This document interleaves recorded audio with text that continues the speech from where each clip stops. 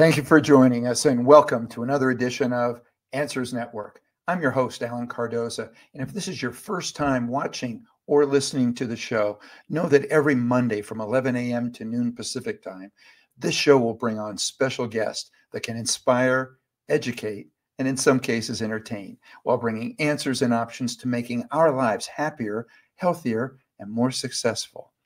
And I'd really like it if you could all do me a big favor. Please forward one of our shows to your social media group. Know that sharing my show and others like it that focus on improved health, happiness, education, and success is just one powerful way that we can make a positive influence in the world together. Now, I want to start with a thank you to all of you that send in questions, comments, and suggestions for topics for the show. Well, today, we're fortunate to have with us one of the most renowned experts in the field that more than one listener has asked for. So I'm going to lead with one of those questions. This one reads, Dear Alan, after going through a terrible couple of years where I lost both of my parents and went through a nasty divorce, I tried to focus on myself, which I thought would be easier by the lockdowns. Instead, I put on 30 pounds and became more depressed. I shared with a dear friend that I was having reoccurring near-death dreams that were very bright colored in the beginning and became very gray by the time I woke up. My friend said that I was manifesting more pain by my negative focus on my life. Well, I've been trying to have more positive thoughts before I go to sleep, but it hasn't helped. I have also heard that if I die in a dream, I will die in real life. Is this true? Could you have a guest on that can tell me what this means and what I can do to get out of this negative cycle? And this is from Meredith in Madison, Wisconsin. Well, here to answer Meredith's question and so much more, our guest, Theresa Cheung, has been researching and writing about spirituality, dreams, and the paranormal for the past 25 years. She has a degree from King's College, Cambridge University in theology and English. She has several international best-selling books, including 2 Sunday Times top 10 bestsellers to her credit. Her book, Dream Dictionary from A to Z, is regarded as a classic in its field, and her spiritual books have been translated into over 40 languages, which has led her to fast becoming known as the celebrity dream decoder. Now, Theresa has also co-hosted the 2022 DreamWork Summit for the Spirit Network and is included in the 2023 list of the 100 most spiritually influential people in the world. And she also has her own popular podcast. It's a spiritual podcast called White Shores. Theresa, welcome to Answers Network. I'm absolutely thrilled to be here, Ellen. Thank you for that lovely introduction. And thank you, all listeners, for their passion for dream work, because you were sharing with me earlier that you'd had questions about dreams. And I love that because it felt precognitive. Because there's sometimes... Yeah, exactly. And I thought that was great that we start getting questions, and I think we manifested you. Oh, likewise. Thank you so much for the opportunity, because any chance I can get to spread the word about dream power, it is the most neglected self-help tool out there. Well, now, do you want to start with Meredith's question, or would you like to give us a little background on dreams first? I'd love to talk to Meredith and thank her from my heart and soul for her incredible question, because it enables me to share some information which I hope will give her a brand new perspective on dreaming. First of all, if you die in a dream, it means exactly the opposite. Dreams are overwhelmingly symbolic, and death is a symbol of letting go of one phase of your life and a new one beginning. Whenever there's an ending, there's a beginning. If you die in a dream, I hope you do die in your dreams, because it means you're growing, you're shedding old skins, you're transforming. And that's what we're here on this earth to do, which is to evolve. So please never fear dying in a dream again. Get excited and think, what transformation is happening? What am I letting go of, which no longer serves me? And the other part of the dream, can you just recap? It was about, oh, it's the near-death experience. Yes, and she said Yes. that it's been reoccurring that she's having near-death dreams, and they start out very bright colored in the beginning and And gray. become very gray right before she wakes up. Oh, Meredith, I'm so excited for you. I want dreams like that. I'm got dream envy. It's wonderful. Again, the theme of death, which I want you to lose your fear of, because that's the purpose of spiritual message often, is to lose our fear of the dark and of death, of the shadows, because in the darkness, in death, that's where new life is formed. So I want you to lose your fear of that. But the theme of death is occurring again in this near-death experience dream, where everything's in bright, vivid color. But then what happens as the dream nears an end? It becomes gray, and that's your fear coming in again, not allowing yourself to experience that vitality, that color, and that life. It is all about a mindset which you are conscious of, that you want to work on. But go and read some famous near-death experience accounts, you know, the likes of Anita Morjani, even Alexander, people like that, who allegedly, you know, we don't know, but they say they have died on the operating table, and their consciousness has left their body and glimpsed heaven. You know, their stories are overwhelmingly positive and inspiring, right? Again, your dreaming mind is your best friend. It really is. It's trying to tell you, and what it's doing is it's using the shocking symbolism of death, because it knows you're going to wake up and you're going to linger on it. Now, it could send you a nice dream of you skipping, you know, in a park with dolphins and all that, and angels. But the chances are, when you wake up, you're not going to give it the time of day. But a dream like that, that's so shocking, you will think about it. And your dreaming mind has resorted to that because it's probably been sending you more gentle nudges before, but you've not tuned into it. So I'm delighted that you're entered into a dialogue with your dreaming mind now, because that's all your dreaming mind wants. It wants an ongoing conversation with you, and it's got that now. But it also wants that conversation to be energizing, uplifting. Any dream that is interpreted, if you go online, there's loads of stuff online, and the dream interpretation is negative or drains you, it is the incorrect interpretation. I cannot stress this enough. The purpose of our dreams is to help us problem solve, to fire our creativity, and to inspire us, inspire our personal growth, right? And this dream is even nightmares. Nightmares are transformative gifts if you know how to work with them.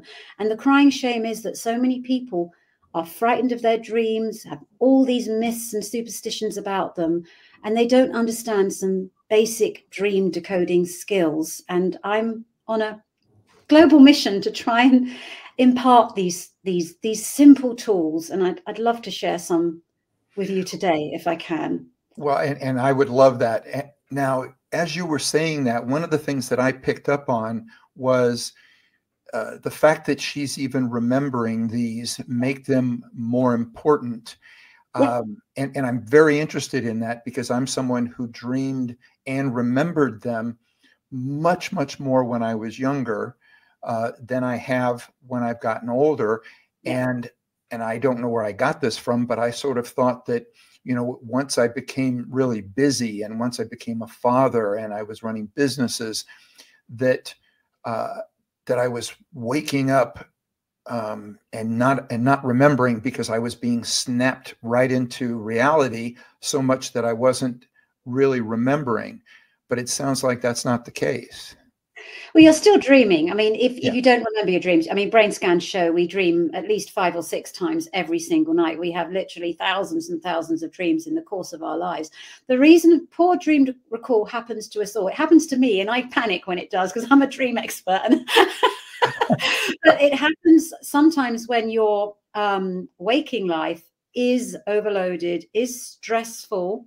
Okay. It mainly happens when the material, logic and reason have become overly dominant in your life, and it's shutting down the intuitive and the creative. So whenever people write to me about poor dream recall, first of all, I encourage them to look at their sleep hygiene, their diet. You know, if they're missing B vitamins, vitamin B6 is the dreaming vitamin. But I also urge them, just spend some time during the day silent walking. Go for a walk where you haven't got your headphones in, for example, or a little bit of meditating if that's what you do. Listen to music, because what you need to do is you need to give the dreaming part of your brain confidence that you are paying attention, because the dreaming part of your brain hasn't had enough nourishment recently. That's what it is. Also, reading a fiction novel half an hour before you go to bed can really fire up that part of your brain. There are simple ways to fix dream recall. And the reason you dream recall better as a child, often we read fairy stories to children at night. Why do we do that?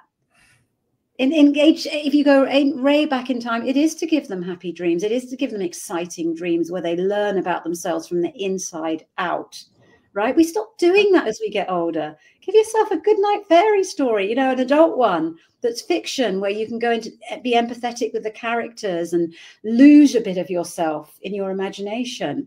So that's often why dream recall is a casualty. Also, the reason we have more dreams in childhood is because we have this delicious ability as children to suspend disbelief. Logic and reason don't hamper us like they do when we're adults, you know, the practicalities of life. We do need to be logical and reasonable, but it can sometimes be too much emphasis on that. As a child, we are so comfortable in the zone where logic and reason are absent. And of course, that is the dream zone. Everything is in the world of the dream, bar reason and logic, right? And it's getting comfortable again in that wonderful state. But every leap of faith, every scientific discovery often happens when they abandon reason and logic. Well, Einstein, fabulous dreamer. I was going to say, when you bring up the reason and logic part in the childhood, and one of the things it reminded me of was a dream that I remember very well to this day, which was as a child, I was driving a car down a street where I lived in Pasadena, California. And when I got down to one of the main boulevards, I went out on the sand, which wasn't really there, and then started driving underwater. And I started to panic that I was underwater. And then I changed it. I changed the reality of it to where I must be dreaming, and I'm enjoying this, so I'm going to keep doing it. And then, so I would drive under the water and look at all of the fish. Now, this is at about 10 years old. But I kept trying to pull that back. In other words, you know, I would go to bed and go, okay, I want to now go back underwater and drive underwater and look at all the fish. So tell me a little bit about that. But this concept that we can be dreaming and then something happens to the point that we just go, okay, yeah, I must be dreaming. I'll just let it keep going. I love it. That's the holy grail of dreaming. You're talking about lucid dreaming. And anyone who's ever watched Inception, that Christopher Nolan movie, I mean, Christopher Nolan is a lucid dreamer himself, will know what I'm talking about. But if you're new to it, it's basically you're dreaming and then suddenly something utterly bizarre happens, like you're driving underwater. And the logical part of you kind of wakes up a bit, but not enough to wake you up completely, and says, this is a dream. Now, are you going to panic or are you going to enjoy it? Most people, their dream collapses because they panic. It's just too much. But children are much more comfortable, as I say, with the fairy tale world where there's no logic, and go with it. So I would encourage anyone who ever wakes up in a dream like that, is conscious of the dream, to really go with it. And you have infinite possibility out there.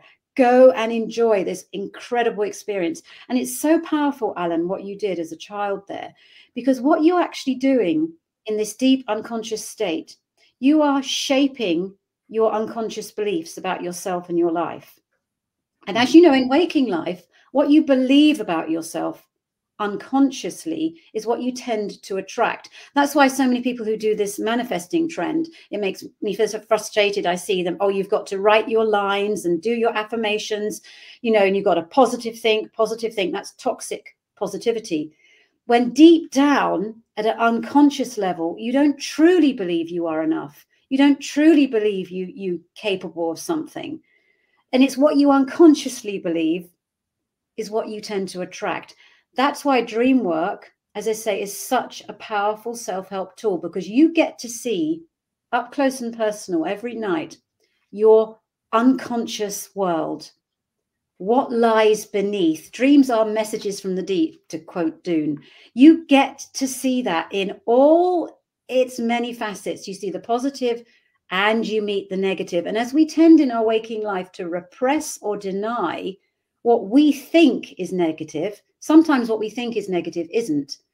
We tend to hide it, and that becomes the shadow, the part of ourselves that we don't want to go there, because when we were a child or when we were growing up, or somebody important in our life didn't like an aspect of our personality, so we learned to mask it because we needed our parents and carers for our survival. It's a survival mechanism. But as you get older, you know, sometimes things you were taught to repress, for example, if you're a girl and you are quite assertive, and you in a traditional family didn't like that, you were taught to repress it.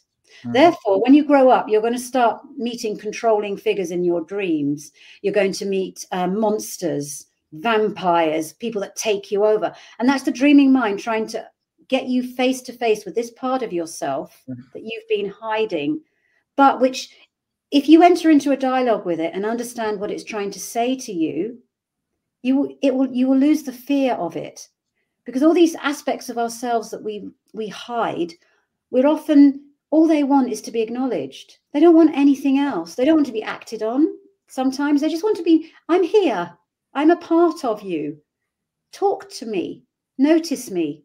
And that's why dream work can be incredibly powerful. To recap, sorry, I do get passionate about this. Oh, no. That's great. And but what I'm thinking is that, so what are some things that we can do to improve our ability to lucidly dream and to be able to remember it when we wake up?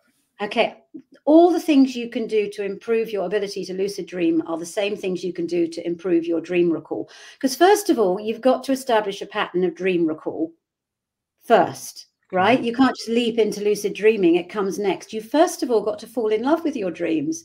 You've got to take them seriously. You've got to think there's an inner therapist inside you who has your best interests at heart, who night after night is messaging you with this precious wisdom to heal you and problem solve.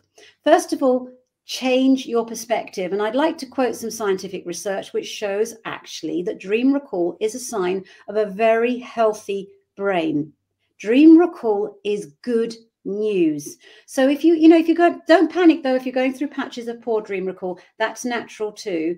But what I'm saying is you can change that by changing your attitude towards dreams and taking them seriously, and just thinking, going to bed at night and thinking, I'd like to have a dream, please.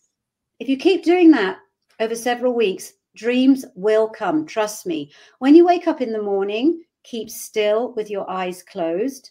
Don't immediately leap out of bed, because if you immediately leap out of bed, your conscious mind, your ego, your reason and your logic will take over, and your subtle unconscious world, where intuition and creativity rule, doesn't have a chance. It's too subtle. So when you wake up 2 minutes in bed, please linger there. Then allow the images to bubble up. Something will. And if nothing bubbles up, think, how am I feeling? Because the language of dreams is not just symbols, but also feelings. It's emotions. So you will wake up with a particular emotion. Write that emotion down. And when you find the act of writing it down, you will find more and more insights come. And then don't decode it straight away. Don't get hung up on it. Please record at least 20 dreams. Okay. Because dreams are best interpreted as a series, not standalone. Okay. People make the mistake of obsessing about one particular narrative, right? But dreams are like a series you tune in over and over again. It's the story of you that's shaping here, but the intuitive, nocturnal, unconscious story. Right? So you need at least 20 dreams to see some kind of pattern emerging.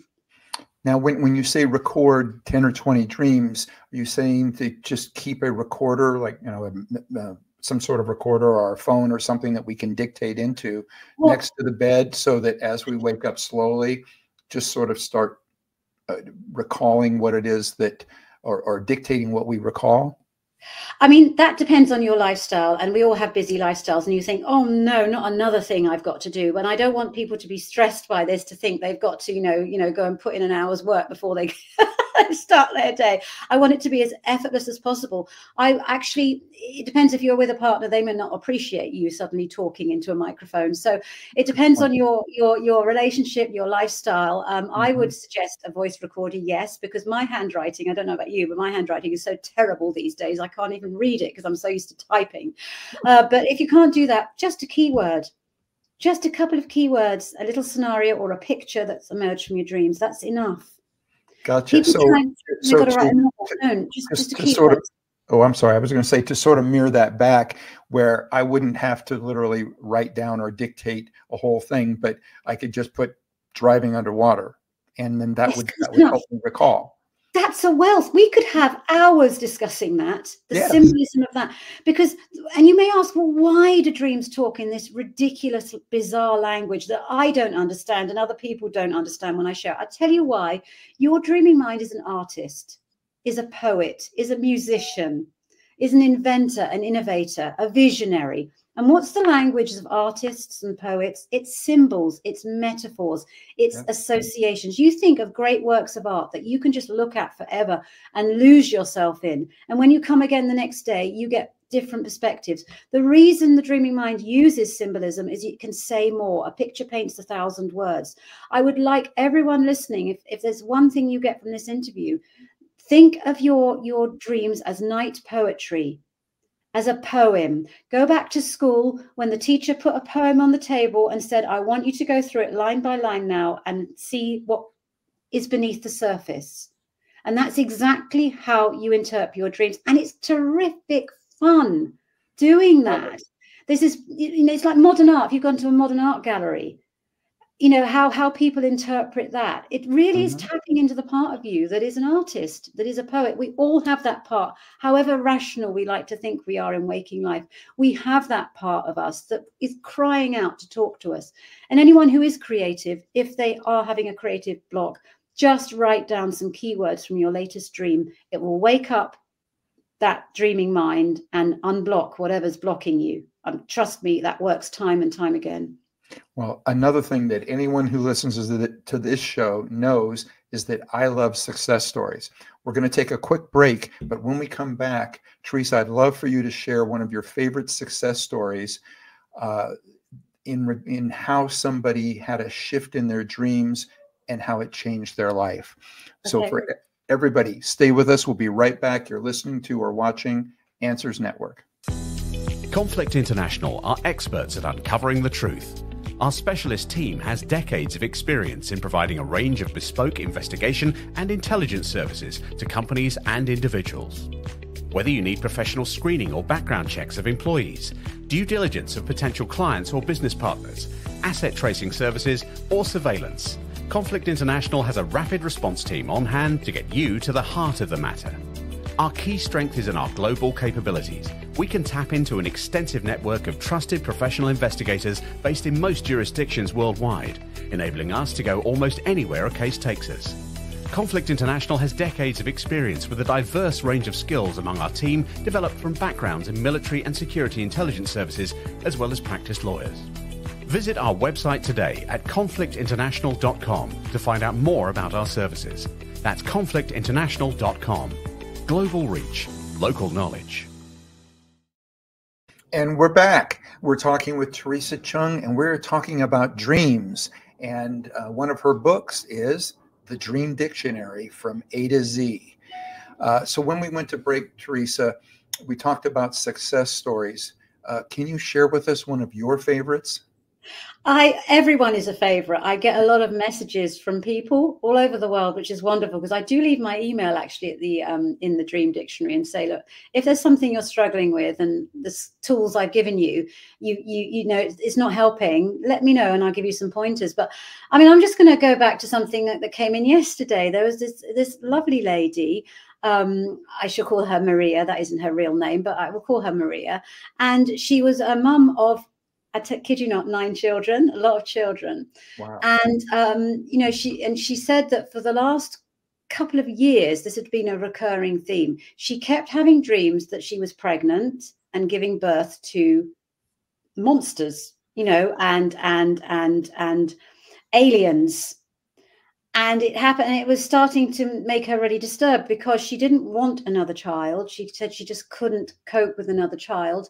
And these dreams were scaring her, because sometimes I talk about the potential precognitive potential of dreams. Some dreams do alert you or warn you of future things, and I can talk about that at another time. But and she was terrified. Am I pregnant? Am I going to be pregnant? You know, she was still fairly relatively young.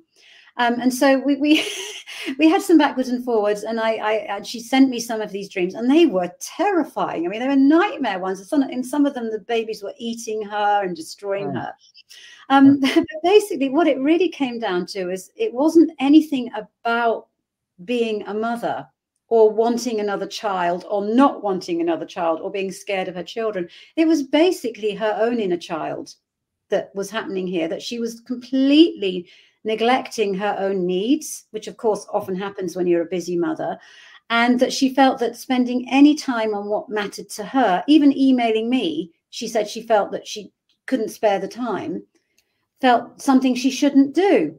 And the dreaming mind was trying to say that you need to nurture, you need to parent yourself just as much as you need to parent all 9 of them. And that's a big ask, but it was basically her inner child was struggling to, it was withering. It had gone. She had been so involved in this role of mother, which of course she is, and it's right that she is, but she also, you know, you can't give to others what you don't give to yourself. She was giving herself no time for self-care, and she literally did. She took it seriously. She booked herself for a hair appointment. She organized an afternoon off. Good. I tell you, the recurring dreams stopped. She's having other dreams now. I mean, dreams do recur because the purpose of our dreams is to help us evolve. And we always have issues in our lives that we need to learn about and evolve from. But those horrific things, because she thought, oh my goodness, do I hate my children? You know. No, but what it sounds like is that, you know, she was making her inner child feel like an alien. She was dreaming about giving birth. What she was giving birth to was her own inner child, and it was unattractive. It was ugly. It was scary. It was something she felt that she couldn't nurture anymore, that she didn't deserve that time, you know. And it's just that basic shift, because she was interpreting it in a different way, literally, that she was going to get pregnant, or, you know, she was looking into the psychology of it. Perhaps I hate being a mother, you know, because all mothers get stressed. It was not that at all. It was just that she wasn't paying attention to her own inner child. And we all have that. Our own inner child needs just as much care throughout our lives. Part of the journey of our lives is learning to parent ourselves, becoming self-reliant. And part of that self-reliance is self-care and self-love, which a lot of us, for whatever reason, our upbringing, really struggle with. Dreams don't like that. They want you to make yourself number one. Because you think in the dream world, you're the creator, the director. It's all about you. It's a hall of mirrors you're going into. It's your world. You create it. You script it. So why do most dreams have anxiety themes? It's sad. I'm on a mission. Happy dreams, happy life. I think if you can dream about a happy life, you're far more likely to manifest it. Remember what I said, you unconsciously believe it's possible. But then don't panic if you have tough dreams, challenging dreams, because again, get excited. You think, oh, I'm time to grow again. I've got to grow. Yeah. Get out of your comfort zone. That's where, out of your comfort zone is where all growth happens. And your dreaming mind knows that. Yeah. One of the things that I'm smiling about is that, you know, my kids have a running joke that says, so we're just wondering what Dad's going to do when he grows up. So I don't think I have any trouble with Never the inner up. child. I think they think the inner child may have taken over. Well, I love that. That's good. I mean, but the inner child is basically, it's just really the archetype of our creativity, our spontaneity, our passion for life. If we don't have that inner child, that inner joy and love and passion and excitement and curiosity, if we lose that, life feels empty and blank. And you see that played out, actually, you know, even in the world of celebrity, for example, people who have everything but nothing. We saw that recently with the tragic death of Matthew Matthew Perry, which Perry. hit us all hard, in that he gave so much to others, but he wasn't within happy. And he actually was quite open about that, in that chasing outer success without inner peace was meaningless. That the sad thing is, in our lives, we spend so much of our lives, all the things, you know, career, popularity, money, they're top of our priorities. They're always top. And I think we need to reverse that. Yeah. Inner peace, then success. Not success, then inner peace. People think, well, if I pass that exam, if I get that job, if I'm in that relationship, if I have these children, if I have 1 million followers, then I'll be happy. No, be happy first, and then see about the other things. There are whole countries that agree with you, and I did a little studying on happiness. And the country of Bhutan, they don't focus on. We have in the United States gross national product. Yeah. What is our gross national product? They have gross national happiness, and they measure happiness amongst all of their people. And, I love that. But it's exactly what you're talking about. We've got this upside down, and we really need to go back to a focus of what is making our people happy, not what is. In is the only way out. Yeah. In is the only way out. I cannot repeat that enough. Without inner peace, you can inherit the world but have nothing. And you were referencing different cultures. I'll reference, you know, the indigenous people of the Sonoy tribe, who have been studied at length. There is controversy about their research, but one thing is certain about them: dreaming is the most important thing. From the age of 3 or 4, children are encouraged every morning to go to the elders and report the contents of their dreams. Now, these people, they live very simply. They only spend 2 to 3 hours a day on material concerns, their shelter, their food. The rest of the time is all about dream work. They are called the dreaming tribe. You know about that tribe? The incidence of depression and crime is nil. I will be looking up more on that, because I love that.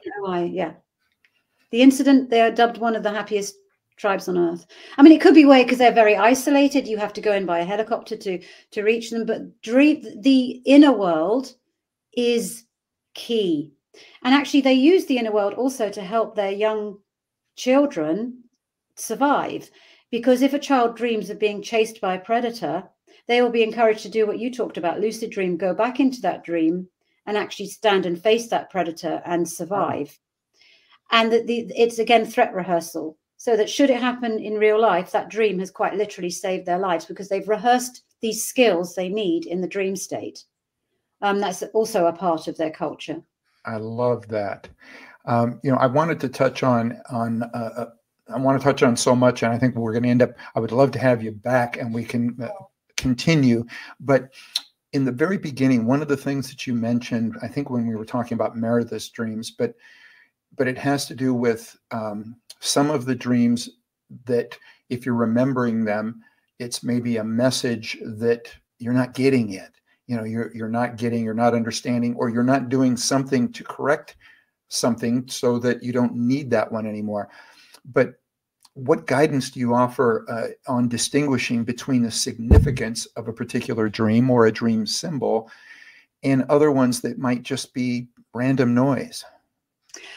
I'm going to kind of disagree with you. I think every dream is precious. No dream is trivial. In my humble opinion, I mean, there's controversy there amongst sleep and dream researchers that some are wish fulfillment and some are random.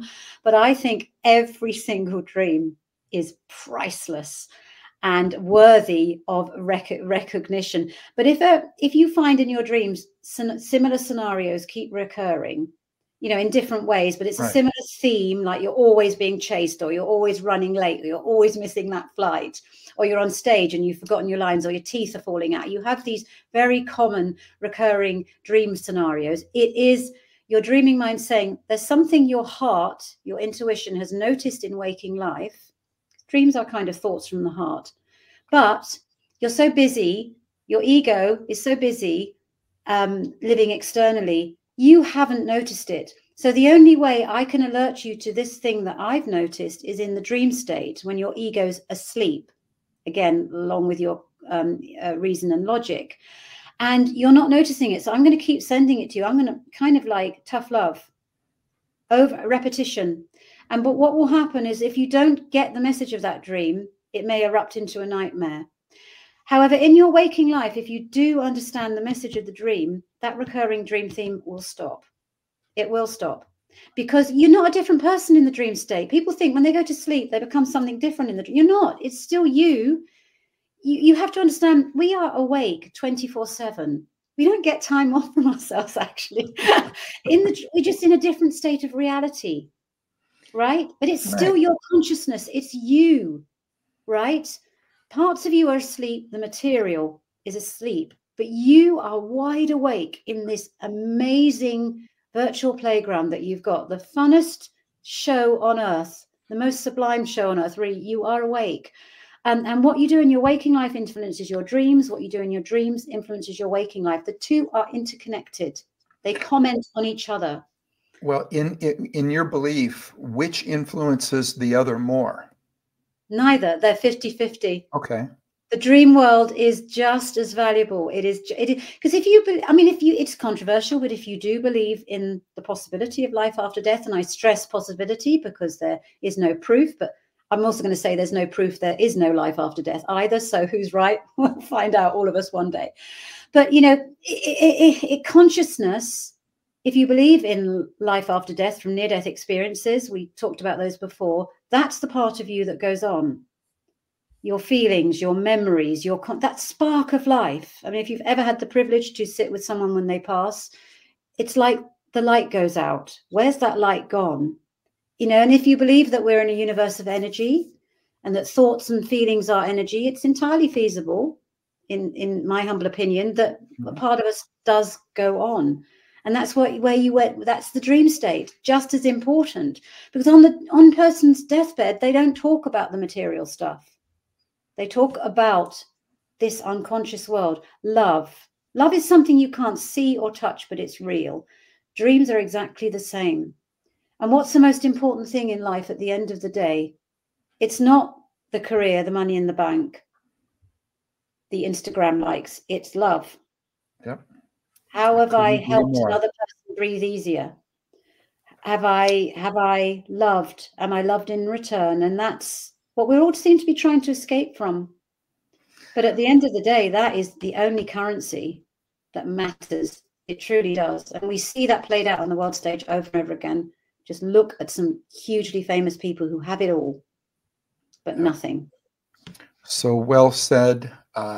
I couldn't agree more. I wish that we had more time for everybody out there. The book is Dream Dictionary from A to Z, but know that there are quite a few more. It's Theresa Cheung. And probably the best, Theresa, what is the best way for them to get in touch with you? Oh, I'm very prolific. I'm on Instagram at the Theresa Cheung. I'm on Facebook. I'm on X. My website is www.theresacheung.com. I've been around a long time, so brace yourself. I'm not a serial killer. I'm a serial writer. Well, I love that. I would love to be able to have you back so we could continue. Time has just flown by. But Theresa, thank you so much for everything that you're doing. I think you are just a beautiful shining light to everything that takes us in the right direction as a society, as a culture, as humans. So please keep on doing it, and keep me posted. Whenever the next thing's coming up, we'd love to have you back. I would be absolutely honored. And I want everybody to have wonderful dreams. Don't fear your dreams anymore. They are your best friend. They have your best interests at heart. Sometimes they use tough love. But get excited if you have an anxiety-themed dream. It's because you need to grow. You need to let go of something that's holding you back. All right. For anybody out there, if you're driving, you weren't able to write that down, I'll make sure that in our show notes that it's all the information you need to be able to get a hold of Theresa and or to be able to get hold of the book. Again, thank you so much for being with us. All right. For everybody out there, please be with us next week. When we're joined by Sally Fryer-Dietz as she discusses her new book, Sensory Processing Solutions. Now, know that you can visit our archives of past interviews at answers.network. But But if you want, just subscribe to the show. You can do it through Apple Podcasts, iHeartRadio, Spotify, SoundCloud, YouTube. If you want to see us, Rumble, Spreaker, and so many other popular podcasts. If you like what you hear, please leave a review. It helps us reach more people, and know that I greatly appreciate it. The next time you're on Instagram, Facebook, or X, please remember, stop by our page, check out some of our latest shows. If you like them, please like us and spread the word. So for everybody out there, be good human beings, and be with us again next week on Answers Network.